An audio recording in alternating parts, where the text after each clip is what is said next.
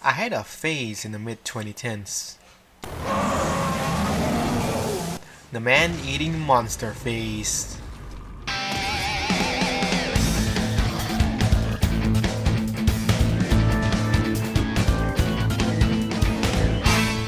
These monsters are here to bite and make my childhood mind go wild. Dinosaurs, snakes, sharks, crocodile, anything that eats people, it's mine to see. I watched a lot of clips of creature features back in the day, like Jurassic Park, Jaws, Deep Blue Sea. We're gonna seal off this. The Asylum films, you get the point. These were my favorite things back in the day, especially Jurassic Park and Jaws. I love seeing dinos and sharks eat people. Today's video is about another film besides Jurassic Park and Jaws that I had fond memories of. Anaconda.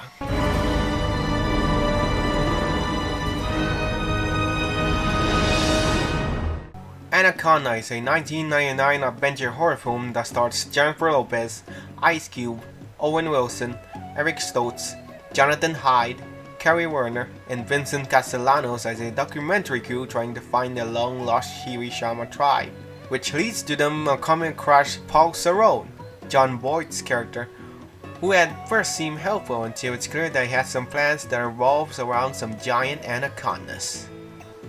And as you might have guessed, my 8-year-old mind was obsessed with this movie. The film was made to cash in on the surge of creature features after the release of Jurassic Park, with them probably throwing a dart on the wall on which animal they should do, and it landed on anacondas. It was shot on location in the Amazon with some parts filming in Los Angeles Arboretum? No, wait. Arboretum. Yeah. And Sony got some star power by having musical artists like J-Lo and Ice Cube on board. When released, the film grossed over $136 million on a $45 million budget, making it a box office success, but critics didn't like it, criticizing the characters and the plot.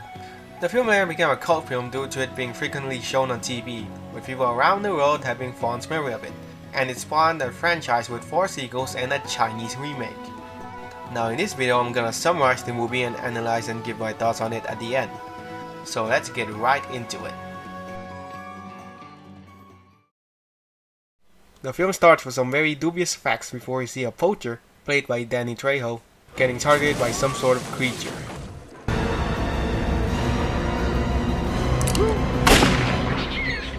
I guess giant snakes were the thing Machete can't handle. We are then introduced to a documentary crew who are trying to search for the long-lost Shirishama tribe in the Amazon on a boat called the Mikhaila Il? I don't know. We got Terry Flores, the director, Danny Rich, the cameraman and Terry's childhood friend, Professor Stephen Kale, the anthropologist who started this operation, Warren Rushridge, the narrator, Gary Dixon, the sound guy, Denise Kalberg, the production manager and Gary's girlfriend, and the boat skipper Mateo. The characters are pretty one-dimensional.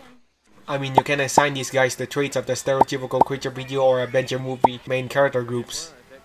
But the actors do a decent job, and the performances from Jonathan Hyde and Ice Cube are pretty damn funny. How was your flight? Actually, it was a bloody nightmare. Ongoing, I think. Damn, Kel, you look like a little low-budget ass Jacques Cousteau there. I'm not the bellhop, I'm the production manager. Then surely you can manage my things into my room. Somebody's up awfully early. Yeah, well, today's a good day. Anyway, the crew goes off on the river towards their destination, with them doing some filming, Warren doing some narration, and Gary being a dumb blonde. Is it just me, or does the jungle make you really? These shots are beautiful though. I like how they use the Amazonian locale. They then encounter someone yelling for help in a store.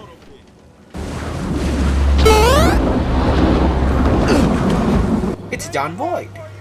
John Boyd plays Paul Cerrone, a supposed Bear Grylls snake catcher, and man does he chew the scene with that fake ass accent. Fish! River style! Poaching is illegal. May I ask what you're hunting? That accent, that demeanor, he is ridiculously entertaining to watch. He also makes this stupid face that looks like he's grimacing and smiling at the same time. Anyway, as Cerrone gets himself comfortable on the boat, he reveals that he knows the Shirishamas and where to find them. Really? Despite the others being uncomfortable with the old dude, Kale decides to follow Cerrone's directions, because clearly this guy is trustworthy. We then see the crew relaxing, doing some dances. Terry and Kale are attracted to each other. Then we got our first look at the Anaconda.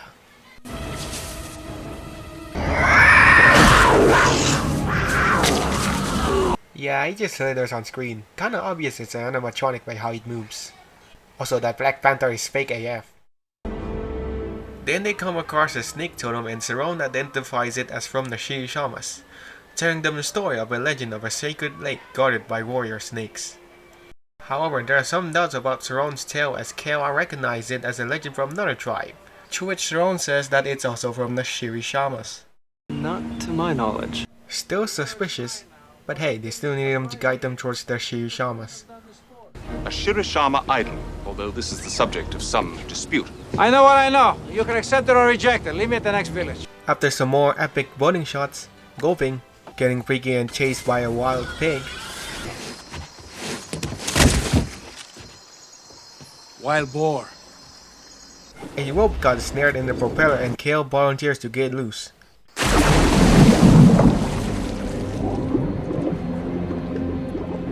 As he's getting the rope loose, Kale suddenly starts playing around on the water and the crew quickly pulls him on board before he drowns, finding that there's a wasp inside his mouth. Cerrone then proceeds to perform a crack up the road to me, making a hole in Kale's throat and putting a tube in it to make him breathe, saving his life. This scene makes me squirm. It's pretty graphic and realistic, and it's still a PG-13 movie. Now Kale is pretty much gone for most of the movie. Guess they got tired of Stoltz insisting off screen that he's Kale and not Eric.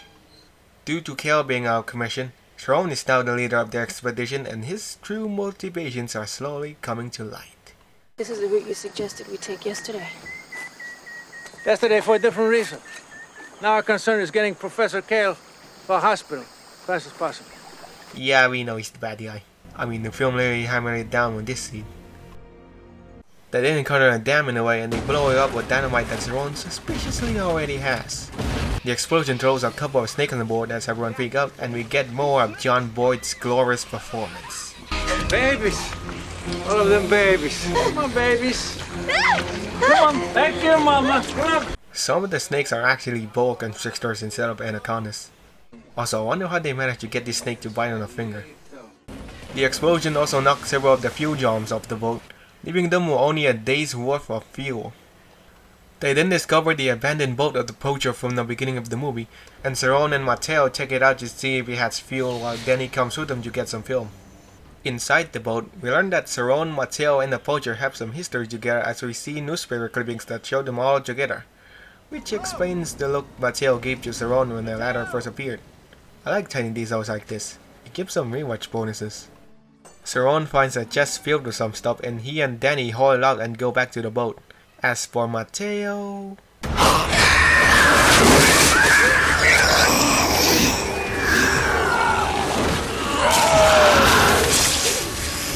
Well, it ain't a good day for you, Mateo. The CGI doesn't actually look bad here, though it's still kinda obvious. Noticing that Mateo didn't come back, Danny tries to find him but comes back empty-handed. Cerrone suddenly throws a large anaconda skin, which I think is from the chest but I couldn't tell when we got that shot, and reveals his true motives, to catch a giant anaconda, having manipulated the crew to go down exactly where he wanted to go so he could catch the damn thing alive and sell it. The next day, Cerrone shot a monkey to be used as bait for the snake. But the crew ain't getting none of it. They don't want to deal with this giant snake bullcrap. But Gary came to Cerrone's defense since the latter commits Gary last night to work together by empathizing the potential minions they could make, and Gary says that they should follow through with Cerrone's plan, film him catching the snake that may or may not kill them, and get some dollar. Obviously the crew ain't pleased with what the idiot is saying. I'm about to throw both of y'all son of bitches in the river myself. Well, Cerrone's in charge. They're gonna do this whether they like it or not. Later that night, Cerrone is using the monkey as bait to fish out the snake while everyone else is up and pretty anxious.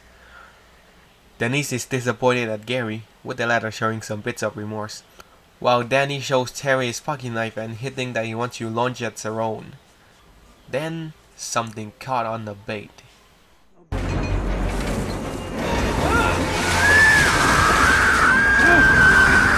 There's the anaconda. Cerrone waggles it around, trying to get it under control as he barks orders at Gary to get the lights to blind the thing while everyone else is terrified at what's happening. And as you can see, things did not go well.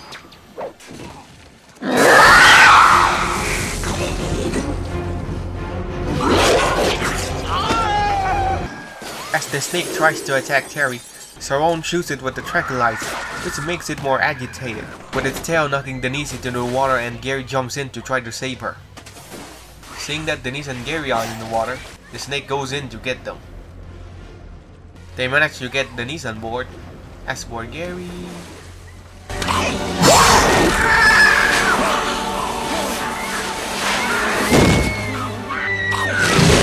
Man, the anaconda looks faker than the scene where it attacks Mateo. They try to get the snake off Gary, but Cerrone gets in the way as he wants the damn snake alive.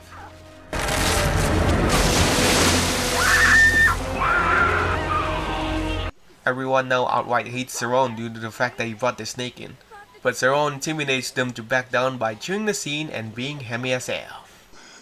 Man, I love how John Boyd plays his character. Also, we get this stupid scene.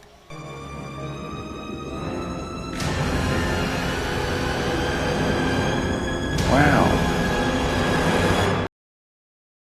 Later on, as Cerrone is doing his creepy face in shadow routine, Terry seemingly comes in with attraction towards him. He immediately sees through it. Think I'm stupid? I'm not stupid! While Danny and Warren wants to kill the dude, Terry decides that they should tie him up, because I'm sure that won't lead to some trouble. With Cerrone tied up, they start going through the river to get the hell out of the jungle and go home. Anyway, we get some good Danny and Warren moments. 18 holes of golf and a quadruple gin and tonic. LA traffic and my cellular phone. Don't start. Really shows the character development. Warren is no longer an obnoxious prick, and he's now having camaraderie with the others. They then come across a waterfall and get stuck in the rocks, forcing them to try to get the boat loose by winching it out using rope.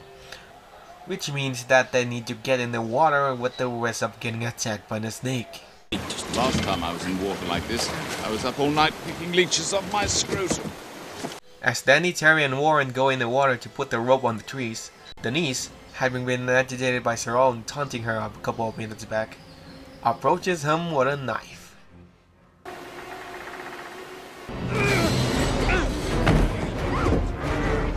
And also, if you're going to off someone, at least stand a couple of inches away and don't hesitate. As Cerrone unties himself with the knife, Danny, Terry, and Warren feel something is in the water. Back on the boat! Now! Come on! Go! Yep, it's the anaconda. Danny and Terry get to the boat while Warren distracts the snake to lead it away from them. As Warren goes up the rocks, Cerrone finishes untying himself and attacks Danny and Terry with stock sound effects. As Danny and Terry fight Cerrone, Warren jumps off the waterfall, which leads to one of the coolest scenes in the movie. Due to the combined weight of the snake and Warren, the tree they're on starts tumbling down towards the boat and everyone is forced to jump off. Rest in peace, Warren Westridge, you're a freaking hero. Also, the tree will kill up. Terry and Danny swims back towards the boat, with Terry pulling her hand out towards Danny. Then... refusing to let her friend die, Terry gets the rifle and takes the shot, killing the anaconda. In a pretty graphic way, like damn, we already got that cricotorotomy scene and this movie is still PG-13? Cerrone appears and he is pissed that the snake is killed, struggling with Terry and Danny and trying to kill them.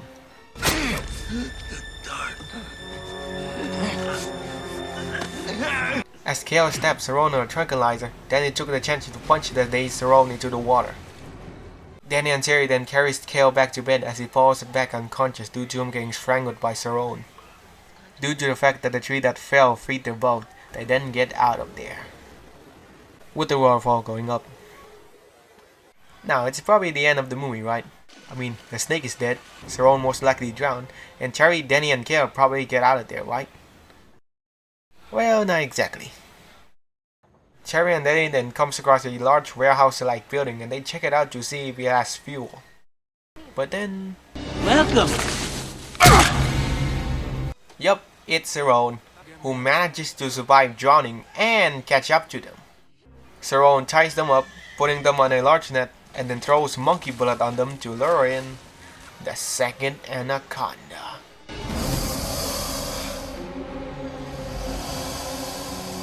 There she is, and she's over 12 meters or 40 feet long, larger than the previous snake. That's really the size of the Titanoboa according to Wikipedia. That's a queen alright, and she's slaying. The queen anaconda quickly wraps around Terry and Danny, and Cerrone gets the net up, trapping them inside as Cerrone prepares to shoot the snake with a tranquilizer. However, things do not go well.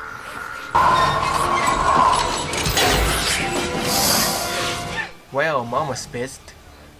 The snake goes towards Cerrone, biting on his shoulders when he tries to climb up a ladder.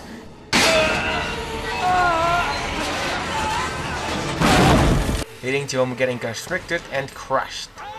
This leads to a really cool scene.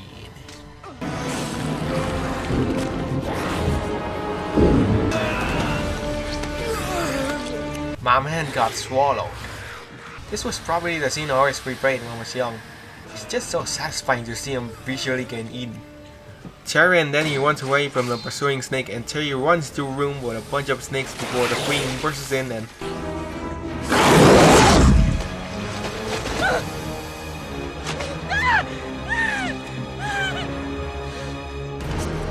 After we saw that scene, Terry and Danny comes up with a plan to blow up the snake by having Terry lure the queen anaconda up the smokestack while Danny lights up the fuel to make an explosion. This leads to a pretty tense scene as Terry tries to get up the smokestack with the snake behind her and jump out as it explodes.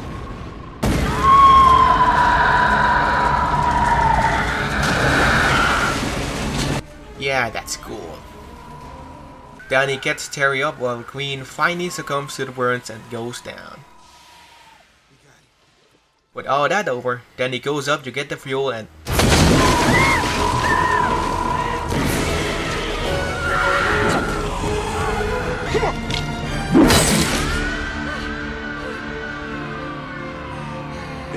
Okay, now the snake's dead. Eventually, Kale wakes up, his throat has been recovered, and as they move the boat through the river, they actually come across the Shirishamas. Turns out Cerrone was right about the directions, even if his intentions were to find that snake.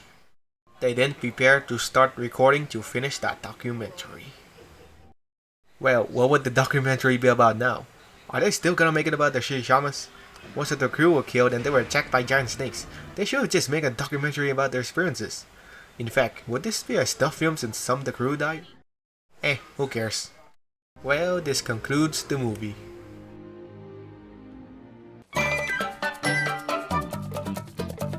This is a fun film. You got Jon Voight being an absolute mad lad, and giant snakes that makes for some fun action scenes. This film isn't trying to be serious, it's trying to be a fun time. And man, does it succeed. The plot moves along at a brisk pace, this being a movie that's 90 minutes long while having a lot of things going on. The plot isn't really original, it's a standard adventure movie plot. I mean, you can replace the Shirishamas with any kind of MacGuffin and the characters inhabit the typical adventure movie stereotypes. Most of them are just here to get in. The acting, however, is pretty decent for most of the cast, good enough to get you invested in the characters even if they are pretty one-dimensional. Jon Voight's acting is of course one of the main highlights of the film. He's literally having the time of his life here with that fake accent and offbeat demeanor, chewing the scene any moment he gets. J-Lo, Eric Stoltz, and Kerry Warner did some decent acting.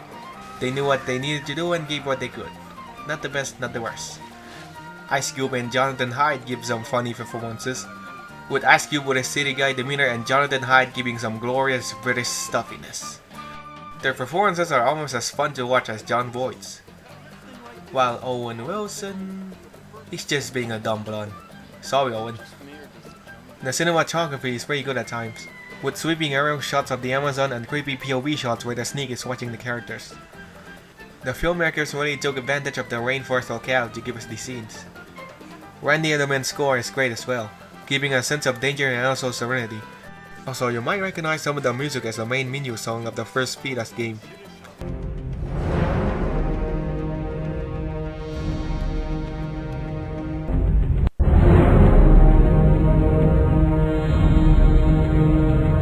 Yup, that's a reference to an obscure Bowser game. As for the anacondas, they're pretty cool. Their designs look menacing, even if it doesn't look like real anacondas, and every scene they're in gives us some good action. The special effects are decent for the most part. The animatronics look good in action, while the CG... well, they're still decent, but they did not age well. The CG is pretty good when the anacondas are in action, like when Mateo gets attacked or when the queen goes up that ladder to get her own. But when we get a good look of the CGI snake, it's kinda obvious that it was made on a computer. Despite all the flaws, the anacondas are still fun to see on screen. Overall, I think Anaconda is a fun movie. Yeah, the plot isn't that original, the characters may be one-dimensional, but it has some fun acting, John Boyd going ham, decent special effects, and exciting action sequences. It's not a film that will win any Oscars, but it's still a fun and cheesy monster movie, and I recommend it if you want something like that. And thus, that concludes the video.